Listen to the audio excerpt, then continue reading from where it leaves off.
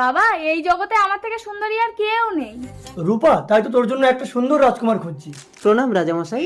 এই, কে তুই? আমি আপনার রাজ্যের পচা নাপিতের ছেলে হারুন। তুই নাপিত? প্রাসাদে পাদিস না। শর্ট শর্ট, তোর কি চাই এখানে? রাজামশাই, আমি আপনার মেয়েকে বিয়ে করতে চাই। বাবা, ওকে গর্দান দাও। ইস, কি জঘন্য দেখতে ওই নাবিত্রাকে। রাজামশাই, আমার রূপ না থাকলেও গুণ আছে। কি গুণ আছে তোর? তুই বলতে পারবি আমার মৃত্যু কবে? মহারাজ, আজই আপনার মৃত্যু হবে। তাই? তা কিভাবে মরবো আমি? আজ রাতে আপনার বিশ্বস্ত মন্ত্রী তরোয়াল দিয়ে আপনার গলা কাটবে। ঠিক আছে, আজ রাতে তোকে বেঁধে রাখবো। যদি তোর কথা মিথ্যা হয়, তোর গর্দান নেব। ঠিক আছে, আর যদি সত্যি হয় তাহলে কিন্তু আমি রাজকুমারীকে বিয়ে করব। অবিকল মানুষের মতো হয়েছে, এবার চলে আয় রূপা।